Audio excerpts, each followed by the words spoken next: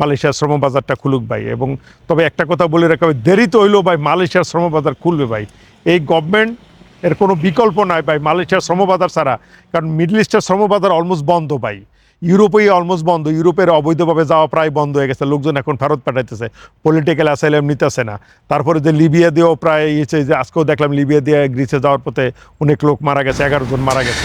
আসসালামু আলাইকুম, আমি দেলোয়ার হোসেন হিরণ বলছি ফ্লোরিডা, আমেরিকা থেকে। আজকে আবার মালয়েশিয়া নিয়ে কিছু কথা বলতে বলছি। আসলে মালয়েশিয়া নিয়ে তেমন কোনো গুড নিউজ নাই, কিন্তু অনেকে, যেহেতু আমি যেই সব ভিডিও করি সবাই আমার কাছে মালয়েশিয়া নিয়ে জানতে চান। তার মানে আমার যারা ভিউয়ার্স আছেন, আমার অনেক ভিউয়ার্স, অনেক সাবস্ক্রাইবার আছেন যারা আমার কাছ থেকে মালয়েশিয়া নিয়ে অনেক কিছু আশা করেন, যে অ্যাটলিস্ট ভাইয়ের কাছ থেকে, হিরণ ভাইয়ের কাছ থেকে নিশ্চয়ই কোনো না কোনো একটা ভালো খবর পাবো। আর আমি সবসময় বলে আসছি ভাই, আমি ভিডিওটা শুরু করার আগে বলি ভাই, আমি কোনো এজেন্ট না ভাই, প্লিজ ভাই, আমি কোনো এজেন্ট না, আমি কোনো ব্রোকার না, আমি কোনো কিচ্ছু না ভাই। আমি শুধু সঠিক এবং সত্য ইনফরমেশনগুলি ভিডিওর মাধ্যমে দেওয়ার চেষ্টা করি, যাতে আপনারা প্রতারিত না হন। আপনারা প্রতারিত হইলে আমি কষ্ট পাবো, কারণ আমি জানি ভাই, আমি জীবনে অনেক বহুত কষ্ট করে টাকা কামাইছি, টাকা কামাই করে আজকে এই পর্যন্ত আছি, এই জন্য আমি কষ্টটা বুঝি।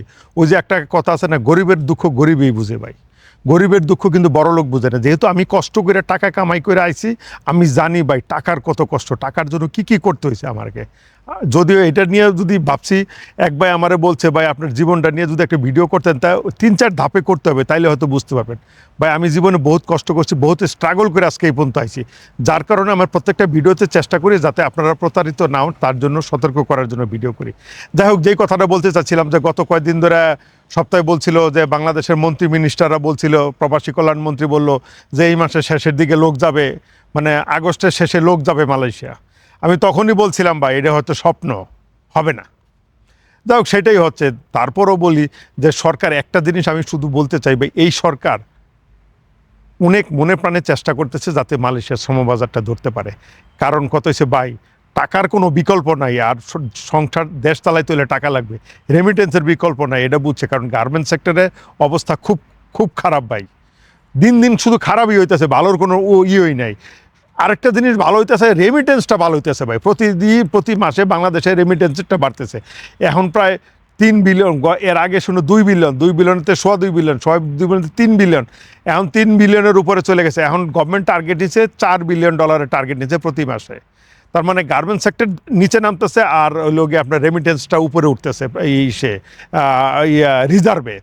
দেখো, এই জন্য এই গভর্নমেন্টের খুব ইচ্ছা, আমি গভর্নমেন্টের সাধুবাদ জানাই, অ্যাটলিস্ট তারা চেষ্টা করতেছে। যাই হোক, যে জিনিসটা বলতেছি ভাই, গতকালকে আমি আবার মালয়েশিয়া খবর নিচ্ছি, আমি বলছি, আবার অনেকে বলেন ভাই আপনি ভাই মালয়েশিয়া, আমার অনেকগুলি সোর্স আছে যারা মালয়েশিয়া রিক্রুটিং এজেন্সির সাথেও জড়িত, এবং মালয়েশিয়া যারা সাংবাদিকতা করে এবং মালায়ু সাংবাদিক যারা আছে তাদের সাথেও আমি জড়িত, তাদের কাছে আমি নিউজ কালেক্ট করি।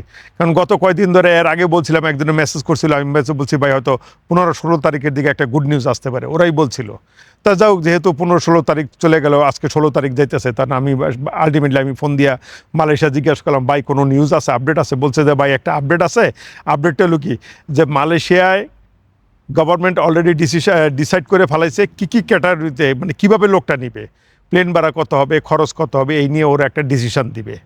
আর একটা কথা হলো টিকিটটা কীভাবে কাটবে, তারপরে মানে কত টাকা খরচ হবে, মানে একটা লিমিট করে দিবে যে এই টাকার উপরে সে নিতে পারবে না। তার ভিতরে টিকিট এবং আনুষ্ঠানিক খরচ, লেবি টেবি সব মিলে একটা আছে। ওইটা প্রায় চূড়ান্তর পর্যায়ে। উনি বললো যে আরও হয়তো 1 সপ্তাহের ভিতরে একটা ভালো একটা রেজাল্ট, একটা পজিটিভ রেজাল্ট পাওয়া যাবে। আর যেটা বলতেছি, বাংলাদেশ থেকে ওরা যে আগে তো সবাই জানেন যে ভাই মালয়েশিয়া রিক্রুটিং এজেন্সির বাংলাদেশের উপরে খুব ছিল, খেপা ছিল, মানে পছন্দ হয় নাই, কারণ সিন্ডিকেটের আওতা ছিল। তা যাই হোক, এইবার সেইটা নিয়ে ওরা কথা বলছে, ওরা নিজেরাই ডিল করছে। তো বাংলাদেশ গভর্নমেন্টে বলছে বিভিন্ন ক্রাইটেরিয়া, তো আগের ভিডিওগুলি বলছি, যদিও বলতে যাই তাহলে ভিডিও লম্বা হয়ে যাবে, যেসব ফিল আপ করার কথা বলছি এজেন্সিগুলি, সেখান থেকে বাংলাদেশ গভর্নমেন্ট, নতুন গভর্নমেন্ট আসার পরে অনেক এজেন্সিতে তারা বাতিল করার পরে আবার নতুন করে কিছু নিয়োগও দিছে, লাইসেন্সও দিছে, রিক্রুটিং লাইসেন্স দিছে। সব মিলে আমি যতটুকু শুনছি যে 423 জন, 423টা লিস্ট পাঠাইছে ওরা, মালয়েশিয়াতে পাঠাইছে। আর মালয়েশিয়া যাচাই বাছাই করবে, মালয়েশিয়াতে পাঠাইছে যে বাংলাদেশে 423টা রিক্রুটিং এজেন্সি আছে যারা বাংলাদেশের লোক পাঠানোর জন্য তারা প্রস্তুত। এখন মালয়েশিয়া ওর ভিতরে আবার বাছাই করবে। এত মালয়েশিয়া তো 100 রিক্রুটিং এজেন্সি লাগবে না 200 লাগবে, কত লাগবে, কারসার তো কিছু হবেই। যাই হোক, সেটার প্রসেসিং চলতেছে। আর হলো গিয়া যে মেডিকেল কীভাবে মেডিকেলটা হবে, মেডিকেলে কী কী লাগবে, কী কী ধাপগুলি থাকবে, মেডিকেলে কী কী টেস্ট থাকবে, কীভাবে এক্সামিনটা হবে, পরীক্ষা হবে, এটা নিয়ে অলরেডি ফাইনাল হয়ে গেছে।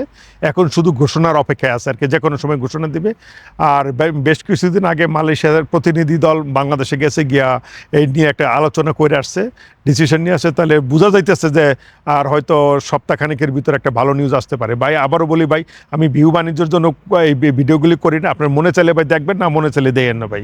আমি চাই মানুষের উপকার হোক। আমার ভিডিও দেখে যদি একটা মানুষের উপকার হয়, আই এম সো হ্যাপি ভাই, আমি সাকসেস।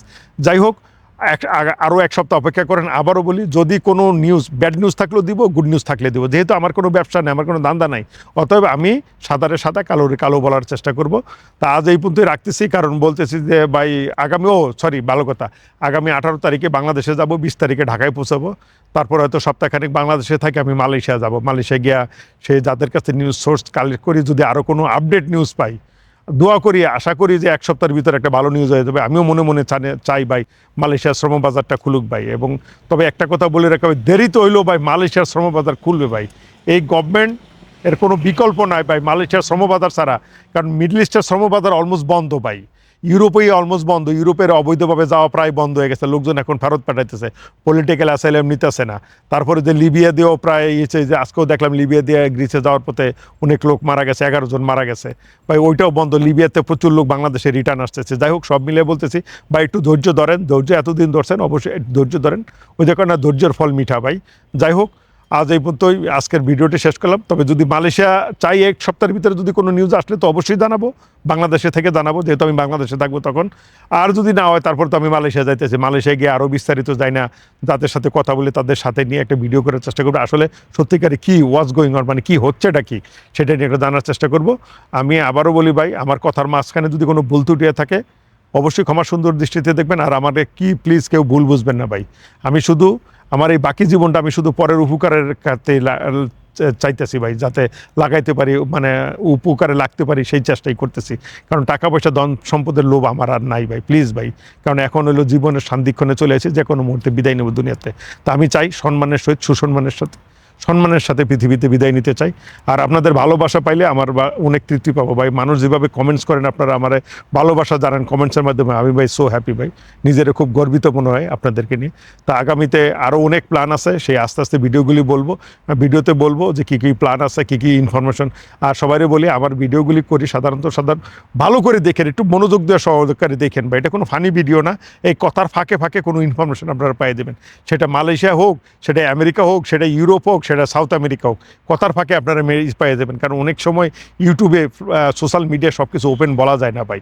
বলতে গেলে আমারও তো ভয় আছে ভাই, আমিও তো দেশে বিদেশে চলাফেরা করি, বুঝলেন না, আমার কোন সময় কোন ধরে ফেলায় যে আমি এগুলো করে কী জন্য করে বেড়াইতেছি। আমি বুঝেন না ভাই, সবার ভিতরে ভয় আছে, আমার ভিতরে একটা ভয় আছে। কারণ আমার কিছু হয়ে গেলে আমার পরিবারের কী হবে ভাই, বুঝেন নাই। এই জন্য অনেক সময় অনেক কথা আপনারা ভিডিও দেখে, ভিডিওর থেকে আপনারা বুঝে নিয়েন যে কী বলতে চাইছি। যাই হোক, আজ এই বন্ধু সবাই ভালো থাকবেন, সুস্থ থাকবেন, আমার জন্য দোয়া করবেন। ইনশাল্লাহ দেখা হবে বাংলাদেশে, আবার দেখা হবে। 20 তারিখে ঢাকায় যাব, ঢাকায় দেখা হবে ইনশাল্লাহ। কেউ যদি এসে দেখা করতে চান আসতে পারেন, কোনো সমস্যা নেই ভাই। টঙ্গীতে হিরন টাওয়ার, জিপিএসে গুগলে হিরন টাওয়ার লিখলেই ইনশাল্লাহ নিয়ে যাবে, আমার বিল্ডিংয়ে নিয়ে যাবে। তা আজ সবাই ভালো থাকবেন, আমার জন্য দোয়া করবেন, সুস্বাস্থ্যের জন্য দোয়া করবেন। টিল দেন, আল্লাহ হাফেজ।